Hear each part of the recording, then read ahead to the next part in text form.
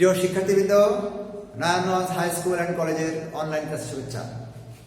আশা করি তোমরা সবাই ভালো আছো। যাই হোক, আজ আমাদের ক্লাস হচ্ছে অষ্টম শ্রেণীর বাংলাদেশ ও বিশ্ব পরিচয়, অধ্যায় 13। এই অধ্যায়ে আজ আমরা পড়ব বাংলাদেশ এবং বিভিন্ন আঞ্চলিক ও আন্তর্জাতিক সহযোগী সংস্থা। তাহলে আমাদের পাঠের বিষয়বস্তু সম্পর্কে মোটামুটি ধারণা পেলাম। আমরা ক্লাসটা শুরু করব। তোমরা সবাই একটু মনোযোগ সহকারে খেয়াল করো। বর্তমানে পৃথিবীতে 195টি রাষ্ট্র রয়েছে। 195টি রাষ্ট্র। বর্তমান পৃথিবীতে 195টি রাষ্ট্র রয়েছে। এই রাষ্ট্রগুলো বিভিন্নভাবে বিভিন্ন দিক দিয়ে একে অপরের উপর নির্ভরশীল। কোনো রাষ্ট্র একার পক্ষে চলা সম্ভব নয়। তাকে কোনো না কোনো দিক দিয়ে হয় রাজনৈতিক, সামাজিক, ধর্মীয়, অর্থনৈতিক, সাংস্কৃতিক যে কোনো দিক দিয়ে হোক একটা রাষ্ট্র আর একটা রাষ্ট্রের উপরে কিছু না কিছু নির্ভরশীল। আর এই নির্ভরশীলতার জন্য পৃথিবীতে অঞ্চলভিত্তিক এবং আন্তর্জাতিকভাবে বিভিন্ন সংস্থা গড়ে উঠেছে। যে সংস্থাগুলো আঞ্চলিকভাবে গড়ে উঠেছে তাকে আমরা বলবো আঞ্চলিক সংস্থা। আর যে সংস্থাগুলো সারা বিশ্বব্যাপী কাজ করে এ ধরনের সংস্থাকে বলবো আমরা আন্তর্জাতিক সংস্থা। তাহলে সংস্থা দুইভাবে গড়ে উঠেছে, দুই প্রকার, আঞ্চলিক সংস্থা এবং আন্তর্জাতিক সংস্থা। যে সংস্থাগুলো অঞ্চল ভিত্তিক কাজ করে, অঞ্চল ভিত্তিকের উন্নয়নের কাজ করে, সে সংস্থাগুলো হচ্ছে আঞ্চলিক সংস্থা। আর যে সংস্থাগুলো সারা বিশ্বব্যাপী কাজ করে সেগুলো হচ্ছে আন্তর্জাতিক সংস্থা। তা আঞ্চলিক সংস্থাগুলোর নাম কী হতে পারে? যেমন আমরা দক্ষিণ এশিয়ার জন্য রয়েছে আসিয়ান, তারপরে আছে সার্ক, আছে কি আছে সার্ক আছে, SAARC আছে, OAU Organization of African Unity, EU আছে, ইউরোপিয়ান ইউনিয়ন, এরকম আসিয়ান ইত্যাদি রয়েছে আঞ্চলিক সংস্থা।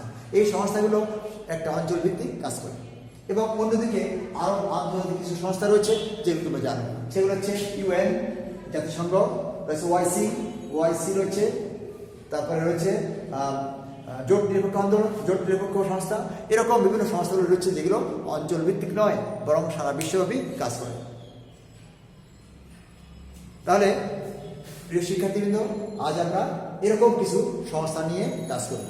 আজ আমরা প্রথম যে সংস্থা কাজ করব সেই সংস্থার নাম হচ্ছে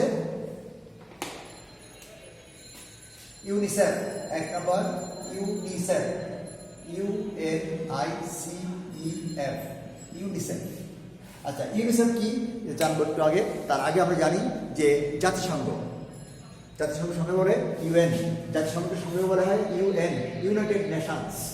ইউনাইটেড নেশনস এটা 1945 সালে গঠিত হয়েছিল। আর দ্বিতীয় বিশ্বযুদ্ধের পরে এই বিশ্ব শান্তি প্রতিষ্ঠা করার জন্য জাতিসংঘ গঠন করা হয়েছিল। এই জাতিসংঘের কাজ হচ্ছে সারা পৃথিবীতে শান্তি বজায় রাখা, শান্তি স্থাপন করা। এই জাতিসংঘেরই একটা সংস্থা, একটা অংশ হচ্ছে ইউনিসেফ। এই ইউনিসেফ আমরা সংক্ষেপে একে বলবো United Nations, United Nations International, United Nations International Children's Emergency Fund, United Nations Children, United, আমি লিখে দিই, United UNITED, United Nations NATIONS, United Nations International INTERNATIONL, United Nations International Emergency EMERGENCY, Emergency, তারপর Fund FUND, United Nations International Emergency Fund. তাহলে আমরা জানলাম UNICEF. এই ইউনিসেফটা সারা বিশ্বব্যাপী কার্যক্রম চালনা করছে। ইউনিসেফ গঠিত হয়েছিল 1946 সালে, গঠন হয়েছিল 19 সালে এটা এই ইউনিসেফের গঠন হয়েছিল 1966 সালে এবং 1965 সালে এটা নোবেল পুরস্কার লাভ করে 1965 সালে শান্তির জন্য এটা নোবেল পুরস্কার লাভ করে। আর এই সংস্থা বিশেষ করে মা ও শিশুর পুষ্টি স্বাস্থ্যের উন্নয়নের জন্য কাজ করে। তাহলে আমরা বুঝতে পারলাম যে ইউনিসেফ কি, United Nations International Emergency fund, গঠন করা হয়েছিল 1966 সালে আর 1965 সালে এটা নোবেল পুরস্কার লাভ করেছিল। আর এই সংস্থার কাজ হচ্ছে মা ও শিশুর স্বাস্থ্যের উন্নয়ন এবং শিশুর পুষ্টি ইত্যাদির দিকে এই সংস্থা বিশেষভাবে খেয়াল রাখে। এই সংস্থার বাংলাদেশে কাজ করার জন্য আমাদের ঢাকায় অফিস আছে, ঢাকাতে এর অফিস আছে। বাংলাদেশে কাজ করার জন্য এই সংস্থার অফিস কোথায় আছে? ঢাকায় আছে। তাহলে আমরা ইউনিসেফ জানলাম। এরপর আমরা আরো একটি সহযোগী সংস্থা সম্পর্কে জানবো, ইউনেস্কো।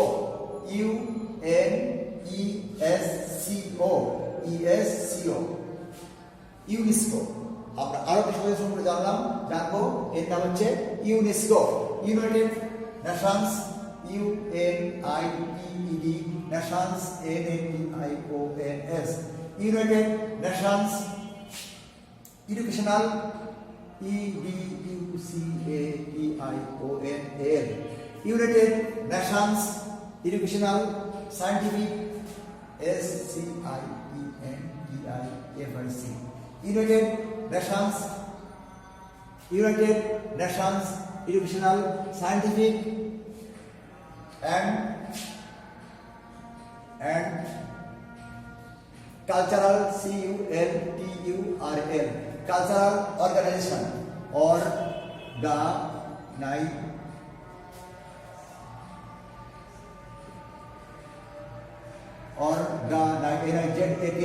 organization. তাহলে United Nations Educational Scientific and Cultural Organization. তাহলে আমরা এটা জানলাম যে ইউনেস্কো। অবশ্য আমরা আগে যেটা পড়েছি এটা হচ্ছে আরেকটা কিন্তু একটু জেনে নিই, আর আরেকটা ভুল হয়ে গেছে। এখন ইউনিসেফ,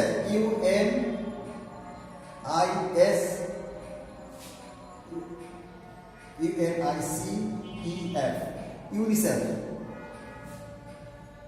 ইউনিসেফের ফুল মিনিংটা আমরা আগে জেনে নিই। এটা হচ্ছে United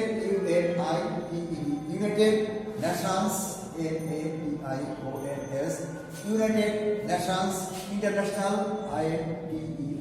INTERNATIONAL, United Nations International Children, CHILDRENS,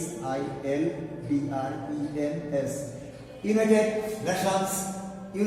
Nations International Children Emergency, EMERGENCY, Emergency Fund, FUND। তাহলে আমরা দেখি আগেটা ছিল কি? আগে ছিল UNICEF, United Nations International Children's Emergency Fund. আর এটা হচ্ছে UNESCO, United Nations Educational Scientific and Cultural Organization. তাহলে আগের ফুল মিনিংটা একটু ভুল হয়ে গেছিল, এখন আমরা ঠিক করে দিয়েছি। দেখো, এটা হচ্ছে United Nations International Children's Emergency fund, এটা হচ্ছে ইউনিসেফ। আর এরপরে আমরা এখন যা পড়ছি এটা হচ্ছে UNESCO, United Nations Educational Scientific and Cultural Organization. এটার গঠন হয়েছিল কত সালে? এর গঠন হয়েছিল 1946 সালে। এর সদর দপ্তর প্যারিসে। সদর দপ্তর কোথায়? সদর দপ্তর ফ্রান্সের রাজধানী প্যারিসে। এর সদর দপ্তর ফ্রান্সের রাজধানী প্যারিসে। শিক্ষা, যোগাযোগ, এই সংস্থা কি ক্ষেত্রে কাজ করে? শিক্ষা, বিজ্ঞান, সংস্কৃতি এবং যোগাযোগ ক্ষেত্রে এই সংস্থা কাজ করে থাকে। শিক্ষা, বিজ্ঞান, সংস্কৃতি এবং যোগাযোগ ক্ষেত্রে ইউনেস্কো কাজ করে থাকে। এই ইউনেস্কো আমাদের মাতৃভাষা ঐক্যে আন্তর্জাতিক মাতৃভাষা হিসেবে স্বীকৃতি দিয়েছে এই ইউনেস্কো। এছাড়া আমাদের দেশের প্রাচীন যে ঐতিহ্য রয়েছে, এই ঐতিহ্যগুলো রক্ষণাবেক্ষণের জন্য ইউনেস্কো গুরুত্বপূর্ণ ভূমিকা পালন করছে। যে সুন্দরবনকে স্বীকৃতি দিচ্ছে এবং আমাদের যে ষাট গম্বুজ মসজিদ এবং পাহাড়পুরে যে বৌদ্ধবিহার রয়েছে এগুলো তারা রক্ষণাবেক্ষণ স্বীকৃতি দিয়েছে। তাহলে আমাদের এই ইউনেস্কো একটা গুরুত্বপূর্ণ ভূমিকা পালন করছে কোন কোন ক্ষেত্রে? শিক্ষা, বিজ্ঞান, সংস্কৃতি, যোগাযোগ ক্ষেত্রে কাজ করছে। তাহলে আমরা বুঝলাম যে ইউনেস্কো কোন কোন ক্ষেত্রে কাজ করে। এরপরে আমরা আরো একটা সংস্থা সম্পর্কে জানবো। সেই সংস্থার নাম হচ্ছে UNDP. Number 3 UNDP. UNDP United United Nations development United Nations Development Program. United Nations Development Program, PROGRAME, United Nations Development Program। এই ইউএনডিপিও সারা পৃথিবী ব্যাপী এরা এর কার্যক্রম চালিয়ে যাচ্ছে। এর গঠন হয়েছিল 1965 সালে।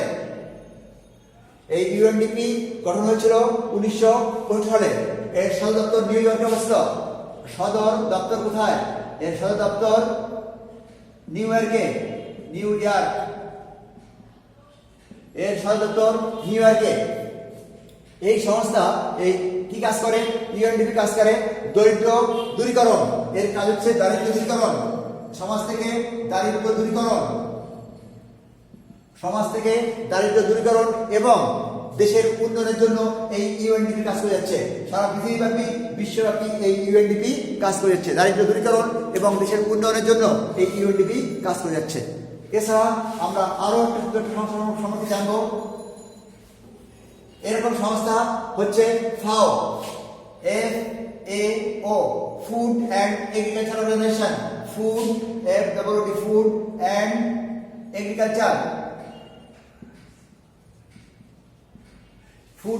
Agriculture Organization.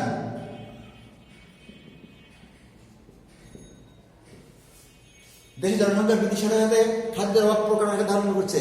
এই খাদ্য অভাব পূরণ করার জন্য এই ফুড অ্যান্ড এগ্রিকালচার কর্পোরেশন কাজ করে যাচ্ছে। এই সংস্থা সারা বিশ্বব্যাপী খাদ্যের ঘাটতি পূরণ করার জন্য, কৃষি উন্নয়নের জন্য এবং নতুন নতুন বীজ, সার এগুলো উন্নয়নের জন্য এই ফুড অ্যান্ড এগ্রিকালচার অর্গানাইজেশন কাজ করে যাচ্ছে। এছাড়া আমরা আরো একটা সংস্থা জানবো, WHO, ওয়ার্ল্ড হেলথ, ওয়ার্ল্ড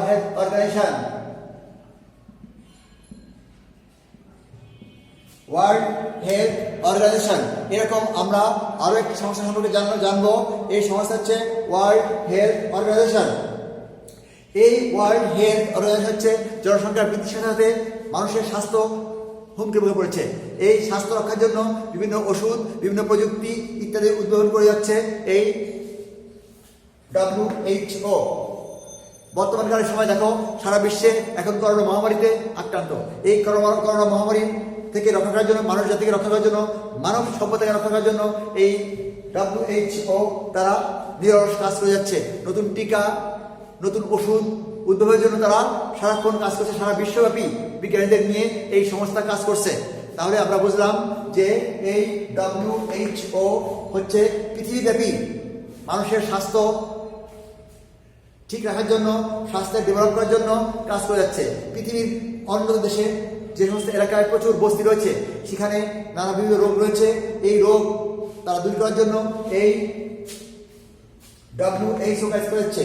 এছাড়া এই রোগ সারা বিশ্বব্যাপী শিশুদের যে 6টা মারাত্মক রয়েছে, পোলিও, ওপেন কাশি, হাম, যক্ষা ইত্যাদি যে রোগ রয়েছে, টিটানাস, এই রোগগুলো রয়েছে, এই ধনুষ্টঙ্কার আর কি, এই রোগগুলো থেকে শিশুদের বাঁচানোর জন্য এই WHO কাজ করে যাচ্ছে। এরা কি করে? এরা বিভিন্ন বাচ্চাদের, বিভিন্ন মেয়েদের টিকা দেয়, যাতে করে এই রোগগুলো পৃথিবী থেকে দূর হয়ে যাচ্ছে। তাহলে আমরা দেখলাম এই WHO কি কাজ করে। আমরা জেনেছি যে মানুষের স্বাস্থ্যের উন্নয়নের জন্য, স্বাস্থ্য ঠিক রাখার জন্য, জনসংখ্যা নিয়ন্ত্রিত রেখে পরিবেশ পরিষ্কার পরিচ্ছন্ন রাখার জন্য এই সংস্থা কাজ করে যাচ্ছে। প্রিয় শিক্ষার্থীবৃন্দ, তাহলে আজ আমরা এই অধ্যায়ে যে গুরুত্বপূর্ণ যে বিষয়গুলো সম্পর্কে জেনেছি, জাতিসংঘের বিভিন্ন সংস্থাগুলো কি রয়েছে সে সম্পর্কে আজ আমরা একটা ধারণা দিয়েছি। এই ধারণা সম্পর্কে তো আমরা আরো জেনে নিই কি কি আজকে আমরা পড়েছি। এক নম্বর আমরা পড়েছি ইউনিসেফ। ইউনিসেফ কি কাজ করে? ইউনিসেফ হচ্ছে United Nations International Children's Emergency fund. UNICEF কি অর্থ? United Nations International Children emergency fund. এটা মা ও শিশুদের পুষ্টি, উন্নয়ন এবং তাদের স্বাস্থ্য রক্ষার জন্য এই ইউনিসেফ কাজ করে যায়। এছাড়া আরো একটা সংস্থা সম্পর্কে আমরা জেনেছি, ইউনিসেফ। এরপরে আমরা আরো একটা সংস্থা জেনেছি, ইউনেস্কো,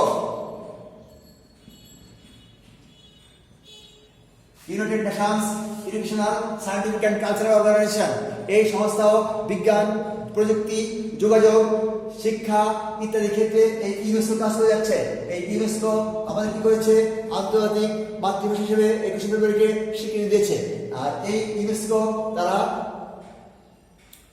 শিক্ষার ক্ষেত্রে গুরুত্বপূর্ণ ভূমিকা পালন করছে। তারা আমাদের কি করেছে? সুন্দরবন, এই ইউনেস্কো সুন্দরবন ওয়ার্ল্ড হেরিটেজ স্থান হিসেবে ঘোষণা করেছে। সুন্দরবন, পাহাড়পুর বৌদ্ধবিহার এবং শান্তমন মসজিদ এগুলো একটা সুন্দর ঐতিহ্য হিসেবে তারা প্রাচীন পুরাকীর্তি হিসেবে ঘোষণা করেছে এই ইউনেস্কো।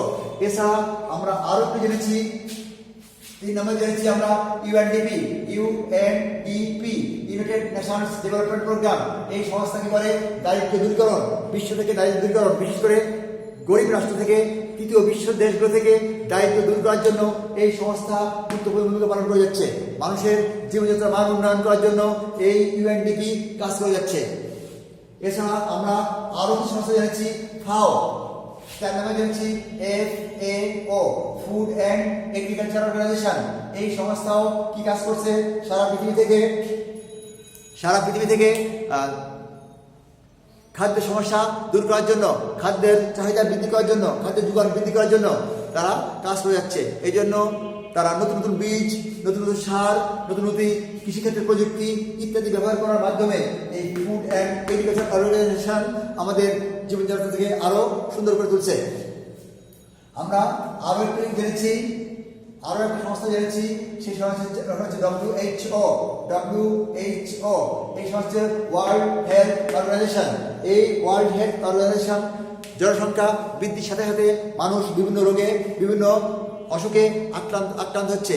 আর এই নতুন নতুন রোগ, নতুন নতুন অসুখের আক্রান্ত থেকে বাঁচাবার জন্য তারা বিভিন্ন ওষুধ আবিষ্কার করার জন্য চেষ্টা করে যাচ্ছে। তারা বিভিন্ন প্রযুক্তির মাধ্যমে রোগ নির্ণয় করছে ইত্যাদির মাধ্যমে এই WHO সারা পৃথিবীব্যাপী এদের প্রচারণা এবং কাজ চালিয়ে যাচ্ছে। যা হোক, প্রিয় শিক্ষার্থীবৃন্দ, আজ আমরা এই ক্লাসে যে জাতিসংঘের যে বাংলাদেশ এবং বিভিন্ন আঞ্চলিক ও আন্তর্জাতিক সংস্থা সম্পর্কে জানলাম। এই সংস্থাগুলোর সাথে বাংলাদেশ ওতপ্রোতভাবে জড়িত, কারণ বাংলাদেশ একটা গরিব রাষ্ট্র, অর্থাৎ উন্নয়নশীল দেশ হিসেবে বর্তমানে স্বীকৃতি পেয়েছে।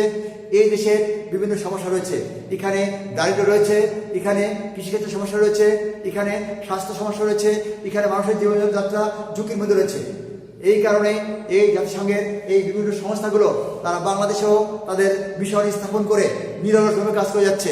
আর আমাদের বাংলাদেশ সরকার এই সংস্থাগুলোকে যতটুকু সম্ভব সাহায্য এবং সহযোগিতা করছে। যা হোক, আমরা আমাদের এই ক্লাসে আঞ্চলিক এবং আন্তর্জাতিক সংস্থা সম্পর্কে মোটামুটি একটা ধারণা পেয়েছি। আশা করি তোমরা এই সংস্থাগুলোর কাজ, গঠন, সদর দপ্তর ইত্যাদি সম্পর্কে জেনেছ এবং আরও জানার চেষ্টা করবে। তো যা হোক, আমরা আমাদের ক্লাস বেশি দূর আর এগোবো না, এখানে হয়তো শেষ করবো। শেষ করার আগেও আমি তোমাদেরকে আরেকবার বলবো যে এই অধ্যায় থেকে অনেক MCQ আসে পরীক্ষায় এবং গুরুত্বপূর্ণ, বিশেষ করে এই অ্যাপ্লিকেশন, অর্থাৎ এই সংস্থাগুলোর পূর্ণরূপ, এই অক্ষরগুলোর পূর্ণরূপ সম্পর্কে বিভিন্ন সময় জানতে চাওয়া হয়। বানান সহ এই পূর্ণরূপগুলো তোমরা অবশ্যই মুখস্থ করবে, তাহলে তোমরা এখান থেকে যতগুলো প্রশ্ন আসুক না কেন আশা করি জানতে দিতে পারবে। তাদের গঠনগুলো জানবে, কোথায় সদর দপ্তর আছে, কোন শহরে এই দেশের যেখানে রাজধানীটা উল্লেখ আছে, কোন দেশের সদর দপ্তর কোন দেশে অবস্থিত ইত্যাদি সম্পর্কে আমরা এই অধ্যায়ে জেনেছি। তো যা হোক, আর ক্লাসে এগোবো না। তোমরা সবাই ভালো থাকো, সুস্থ থাকো এবং সুন্দর থাকো। সেই পর্যন্ত আল্লাহ হাফেজ।